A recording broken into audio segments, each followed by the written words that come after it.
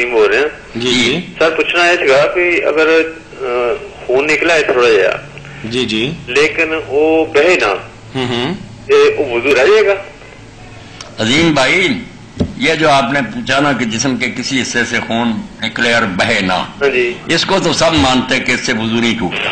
اچھا اچھا سب مانتے ہیں کہ پیپ نکلے خون نہیں، سن لینا، پیپ نکلے خون نکلے کچھ نکلے اگر وہ بہا نہیں وہاں ہی ہے، سب مانتے ہیں کہ وضو نہیں ٹوٹا. مسئلہ ہے صرف یہ کہ اگر وہ بہ پڑے اور بیٹھا بیٹھا ایسے حصے تک چلا جائے، مثلا انہیں سے اوپر سے نکلا اور یہاں آ گیا نیچے بازو پر جس کو وضو میں دھوتے ہیں، تو کہتے ہیں اگر یہ نجاست بہتی بہتی اس حصے تک چلی گئی جس کو دھونا وضو میں فرض تھا تو پھر وضو ٹوٹ گیا. یہ امام ابو حنیفہ رحمۃ اللہ علیہ کا خیال ہے، مگر اس کی دلیل کوئی قوی نہیں. صحیح بات یہ ہے کہ یہ صرف دھو لینا چاہیے جا کر، وضو ٹھیک ہے. یہ امام مالک رحمۃ اللہ علیہ کا مذہب اس مسئلے میں سچا کہ ٹوٹا نہیں، نہ پیپ سے نہ خون سے، آپ صرف جا کر وہ دھو آئیں، نماز جاری رکھیں. اچھا جی تو اب یہ ہے کہ جو وضو کے اعضاء ہیں ان میں سے خون نکل کے اگر اوپر سے پانی بہ جائے تو وہ ظاہر اس کے ساتھ لگ کے تو آگے بہ جاتا ہے. وہ بہ گیا، میں نے بتا دیا نا کہ اس سے خون وضو نہیں ٹوٹتا. اچھا اچھا کہیں سے بھی نکلے بہ جائے بے شک جتنا دیتا ہے اس کو دھو لیں آپ، خون وغیرہ کو، وضو آپ کا برقرار. مہربانی جی سر. جی 9ویں حدیث سنن نبی داؤد کے اندر ہے کہ ایک انصاری صحابی رضی اللہ تعالیٰ عنہ پہرے پر نبی صلی اللہ علیہ وسلم کی طرف سے مختص کیے گئے. اسی دوران کافروں نے ان پر تیر برسانے شروع کیے. 3 تیر ان کو لگے، ان کے جسم سے تیزی سے خون بہنے لگا، لیکن وہ نماز کی حالت میں تھے اس وقت. انہوں نے کہا رات کو جاگنا ہی ہے، چلو نماز ہی پڑھ لیں. ادھر والا صاحب تو نہیں تھا نا کہ جناب فلم ہی لگا کے بیٹھ جائیں، تو انہوں نے کہا نماز ہی پڑھ لوں، میں پہرا تو کرنا ہی ہے، جاگ تو رہا ہی ہوں، چلو اللہ کے لیے رات بھی گزر جائے گی. تو نماز پڑھنے کے دوران ان کو 3 تیر لگے. دوسرے ان کے ساتھی تیسرے تیر پر اٹھے اور انہوں نے پھر ان کو بھگا دیا جو دشمن تھے. تو لیکن نماز مکمل کر کے انہوں نے سلام پھیرا تو اس مہاجر صحابی نے اس انصاری صحابی سے پوچھا آپ مجھے جگا لیتے اور آپ نے نماز کیوں نہیں توڑی؟ تو انہوں نے کہا کہ میں نے سورت مکمل کر کے نماز توڑی، کیونکہ میں نے یہ ارادہ کیا کہ سورت اب میں نے شروع کی ہے تو یہ بڑی غیر اخلاقی بات ہے کہ میں اس کو مکمل کیے بغیر ہی نماز توڑ دوں. تو میں نے نماز مکمل کی، وہ سورت مکمل کی.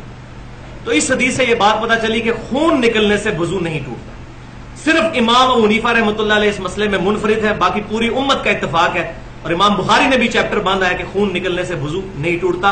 اور نہ خون ناپاک ہے، حیض کا خون ناپاک ہے. عام خون جو ہمارا جسم سے نکلتا ہے یہ ناپاک نہیں، اس کو کھانا حرام ہے، پینا حرام ہے، خود یہ ناپاک نہیں ہے. خون قرآن پاک میں سورۃ المائدہ میں ہم پڑھ چکے ہیں کہ خون پینا حرام ہے، لیکن خون فی نفسہ ہی پاک ہے. اگر کپڑوں پر لگ جائے کپڑے ناپاک نہیں ہوتے. اسی پر محدثین کا اتفاق ہے، سوائے امام حنیفہ رحمۃ اللہ علیہ کے، اور ان کی اجتہادی خطا ہے، اللہ تعالیٰ ان کو معاف کرے.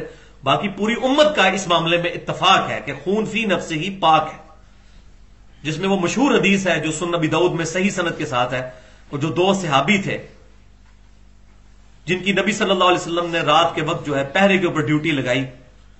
تو ایک نے دوسرے سے کہا کہ تم آرام کر لو تو میں ڈیوٹی دیتا ہوں، پھر میں آرام کروں گا پھر تم ڈیوٹی دینا. تو دوسرے نے تو آرام کرنا شروع کر دیا، تو انہوں نے کہا میں فارغ ہی ہوں، چلو نماز نیت کر لوں. تو انہوں نے نماز پڑھنی شروع کی. اسی دوران کافروں نے حملہ کیا تو ان کو کافی تیر لگے اور اس دوران ان کے جسم سے خون بھی بہتا رہا. انہوں نے نماز بھی اسی طریقے سے مکمل کی. اور بعد میں صحابی نے کہا دوسرے نے کہ آپ نے ہمیں جگا لینا تھا. تو انہوں نے کہا مجھے نماز میں اتنا مزہ آ رہا تھا کہ میں نے اب یہ نامناسب سمجھی کہ میں سورت کو بیچ میں ہی چھوڑ دوں. میں نے اپنی نماز مکمل کی الحمدللہ. ہمارے والا صاحب تو نہیں تھا نا کہ سمجھ ہی نہیں لگتی. سورت الفاتحہ کا ترجمہ بھی بہت کم لوگوں کو آتا ہے. تو یہ حدیث واضح ثبوت ہے کہ ایک صحابی کا فہم ہے کہ وہ ان کو تیر لگے اور تیر لگ رہے تھے جب تو خون تو نکلتا ہے اور بہنے کی مقدار میں نکلتا ہے. یہ تو نہیں ہے کہ ہلکا سا وہ ظاہر ہوتا ہے. تو وہ نماز پڑھتے رہے. اگر ان کا وضو ٹوٹ گیا تھا تو نماز کیوں پڑھتے رہے؟ تو اس حدیث کی روشنی میں امام شافعی رحمۃ اللہ علیہ اور خود امام بخاری رحمۃ اللہ علیہ نے بھی جو ہے وہ تعلیقاً یہ بات لکھی ہے کہ خون فی نفسہ ہی پاک ہے.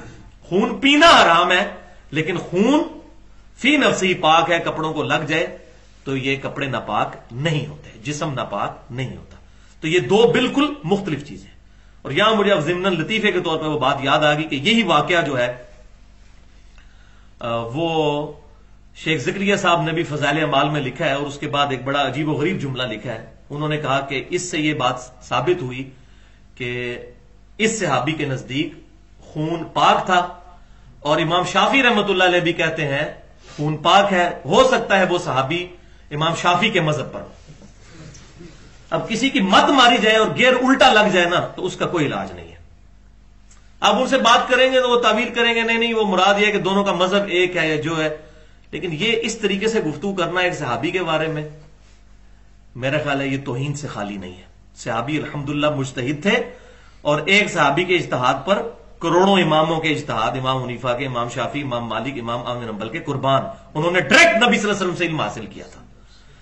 اگر صحابی کا فارم کلیئر ہو گیا، اس کے باوجود کوئی کہتا ہے میں نے امام حنیفہ کے فتوے پر عمل کرنا ہے، تو وہ آپ خود ہی فیصلہ کر لے کہ وہ کس شخصیت کو، کس بڑی شخصیت کے اوپر ترجیح دے رہا ہے. اور امام حنیفہ رحمۃ اللہ علیہ کا اس میں کوئی قصور نہیں، میں بار بار کہہ چکا ہوں، ان کا قول بالکل صحیح سند کے ساتھ موجود ہے.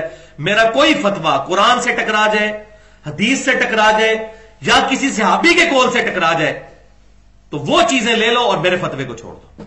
انہوں نے تو اپنی قبر بھاری ہونے سے بچا لی، لیکن یہ پچھلے جو چمچے ہیں، شاہ سے زیادہ شاہ کے وفادار بننے والے، ان کی مثال اسی طریقے سے ہے جیسا کہ کرسچنز نے حضرت عیسیٰ علیہ السلام پر تہمت باندھی.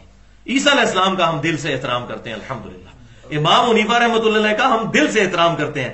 جب ہم کرسچنز کو عیسیٰ علیہ السلام کے بارے میں جو ڈیوینٹی کلیم کرتے ہیں اس پہ ان سے ہم جھگڑا کر رہے ہوتے ہیں تو کبھی ہمارے دل میں خیال نہیں آتا کہ ہم عیسیٰ علیہ السلام کی توہین کر رہے ہیں. معاذ اللہ.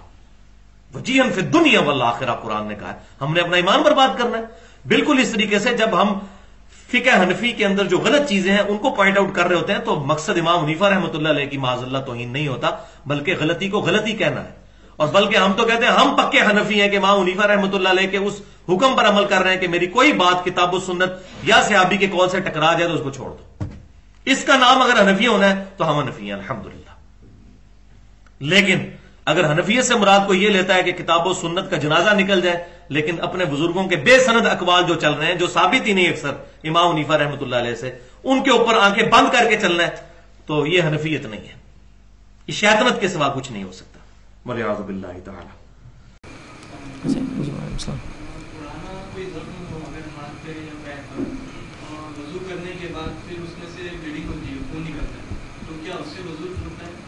میں نے سوال کیا اگر کوئی زخم ہو انسان کے جسم پہ جو پرانا ہو، وضو کرنے سے ہر بار اس میں سے خون نکلے تو کیا وضو ٹوٹتا ہے؟ تو انشاءاللہ عزیز خون نکلنے سے وضو ٹوٹنا ثابت نہیں ہے، یاد رکھیے. تو لہٰذا اگر زخم ہے، تھوڑا بہت خون نکلتا ہے، اس میں پیپ باقی رہتا ہے، منہ میں سے خون نکلتا ہے، گمس میں سے نکلتا ہے، جنرلی کسی کو ناک میں نکسیل خون نکلتا ہے، تو انشاءاللہ عزیز ان تمام چیزوں سے آپ کی وضو پہ کوئی فرق نہیں آئے گا. اس لیے کہ اس کے تعلق سے کوئی صحیح حدیث نہیں ملتی کہ ان اعمال سے وضو ٹوٹتا ہے، بلکہ صحابہ تو خون اور پیپ کی حالتوں میں نماز پڑھے ایسی روایتیں آتی. جنگ اور جہاد میں تو بہرحال خون کے نکلنے سے چاہے وہ زخم میں سے نکل رہا وضو نہیں ٹوٹتا. ہاں طہارت کے اعتبار سے مستحب ہوں گا کہ آپ وضو اور کر لیں تاکہ یہ صاف ہو، لیکن وہ شرائط یہ وضو ٹوٹنے میں نہیں آئیں گا، یاد رکھیں انشاءاللہ.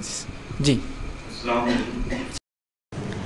سوال ہے کہ احناف کے نزدیک خون بہنے سے وضو ٹوٹ جاتا ہے، کیا حدیث ہے یا امام حنفی کا قیاس ہے؟ اگر قیاس ہے تو آپ نے ایسا کیوں کیا، یعنی انہوں نے ایسا کیوں کیا؟ حنفی اہل علم کے نزدیک خون ٹوٹنے سے وضو ٹوٹ جاتا ہے، اور وہ یہ کہ حنفی علماء کے نزدیک خون نکلنے سے وضو ٹوٹ جاتا ہے. وہ کہتے ہیں کہ خون نجس ہے اور جسم سے جیسے پیشاب پاخانہ نکلنے سے نجاست نکلنے سے وضو ٹوٹ جاتا ہے، اسی طرح سے خون بھی جب نجاست ہے تو خون نکلنے سے بھی وضو ٹوٹ جائے گا. لیکن یہ بات صحیح نہیں ہے، اس لیے کہ اللہ کے نبی صلی اللہ علیہ وسلم نے کسی حدیث میں نہیں بتایا کہ خون نکلنے سے وضو ٹوٹتا ہے. حالانکہ اللہ کے نبی صلی اللہ علیہ وسلم اور صحابہ اپنی عمر کا ایک بہت بڑا حصہ جنگوں میں صرف کر چکے تھے، اور آپ نے کبھی بھی یہ نہیں کہا صحابہ سے جنگوں میں تمہارا خون نکلتا ہے، خون نکلے گا تو تمہارا وضو ٹوٹ جائے گا. کسی بھی حدیث میں اس طرح سے ہمارے علم میں کوئی حدیث نہیں ہے. دوسری بات یہ کہ صحابہ نے زخموں ہی میں نماز پڑھی. عمر رضی اللہ عنہ کو خنجر مارا گیا، اس کے باوجود وہ نماز پڑھتے رہے حالانکہ جسم سے خون نکل رہا تھا. اسی طرح سے ایک انصاری صحابی ہیں اور دوسرے صحابی ہیں مہاجر، ابو داؤد کی روایت ہے، اس میں بھی وہ نماز پڑھتے رہے اور تیر لگتے رہے، جسم سے تیر نکالتے رہے، اور آپ جانتے ہیں جسم سے تیر نکالنے سے خون نکلتا ہے، لیکن انہوں نے نماز نہیں توڑی. تو اس سے معلوم ہوا کہ خون نکلنے سے نماز نہیں ٹوٹتی ہے، خون نکلنے سے وضو نہیں ٹوٹتا ہے. یہی باب امام ابو داؤد نے اپنی سنن میں ذکر کیا ہے، اس سے معلوم ہوا کہ نہیں ٹوٹتا ہے.